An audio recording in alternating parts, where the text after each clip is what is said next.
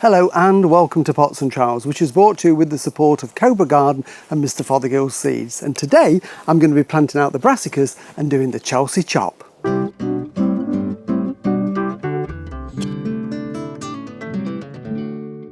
Well, we're going to start in the border today and I'm going to be trimming down a few perennials, and it's a process known as the Chelsea chop, and it's so called because it coincides with the Chelsea Flower Show, which is usually around about the third week in May, but unfortunately, as you probably know, this year Chelsea's been cancelled. The idea of the Chelsea chop is to reduce the growth, to encourage more bushy growth and growth from the base of the plant, and it delays the flowering till later on in the season. And you can do it on a range of different perennials, things like sedums and veronicastrum, phlox, lysimachia, and this is a particular type of veronica here with lovely variegated foliage. And if left to grow, it would get to about this height and then flower from midsummer onwards.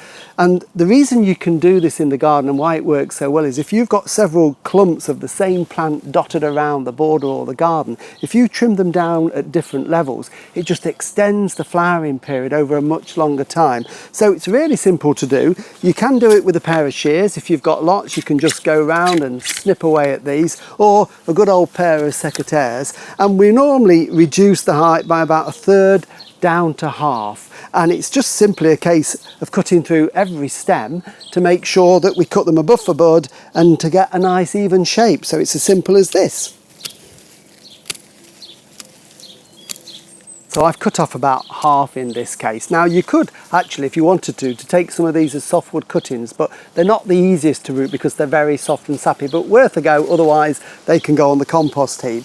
Just a little tip as well, if you're buying new perennials in pots to plant in the garden now and they look a bit tall and leggy, you can do exactly the same. Once you've planted them in the garden, give them a good soak, cut them down by half, then they will make nice new growth from the base and you'll get a much stronger and better flowering plant later on in the season. So something to do and to remember, Chelsea Flower Show week, do the Chelsea chop.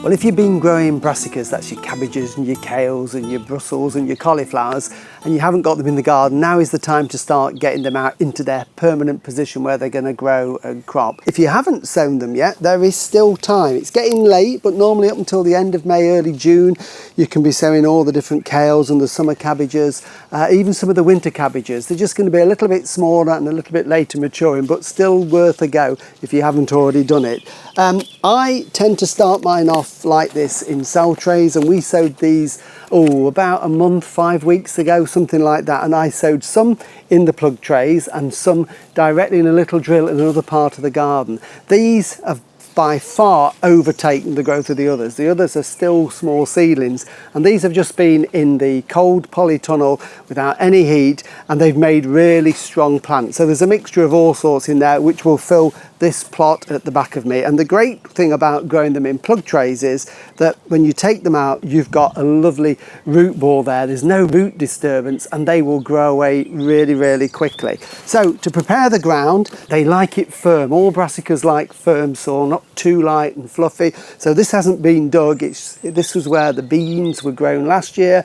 It's been cleared and weeded, and it's had some fertilizer on it, a good dressing here of the poultry pellets, and this is really, really good. It's high nitrogen, which is what they need because it's leaf growth we want, so we need lots of nitrogen. So I've sprinkled some of that along and just raked it across, and then it's just a case of popping some of these out.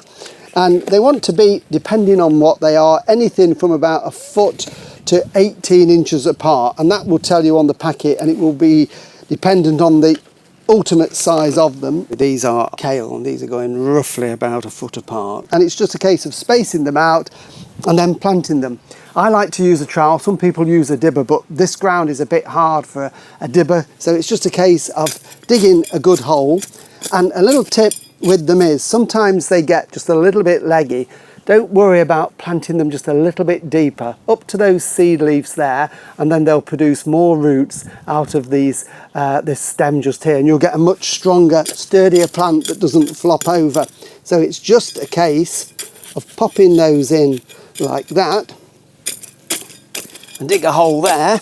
It is quite hard, but that's how they like it. And when we put them in, as I say, a little bit deeper, and then we're going to give them a good firm in so that they're nice and solid in the ground.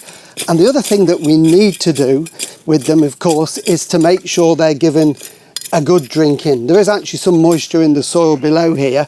It looks very dry on the surface, but just a few inches down there is a lot of moisture, which is good. But I'm going to also give them a drink, so I'll put that there, and that's just then a case of giving that a good drink around each one, so the water really goes down to the roots and encourages them to establish. So when they've all had a good soaking in to make sure the roots are nice and moist, I'm going to do one more thing. I'm just going to move my planting stick to there, because we get a lot of pigeons in the garden, and if I leave these, I know overnight the pigeons will come and completely destroy them. So I'm going to cover them over just as a temporary measure. This is just chicken wire that I've bent over to make a little cloche like that, and that's going to go over there just to keep the pigeons off. I will plant the rest of them out in the next day or so, and then when they're all in and settled, I'll take these nets off and I will put my proper butterfly nets on, because already I've seen the cabbage white butterflies. They seem very early this year, so we need to protect from the pigeons and the butterflies, and look forward to loads of cabbages and greens right the way through the summer and winter.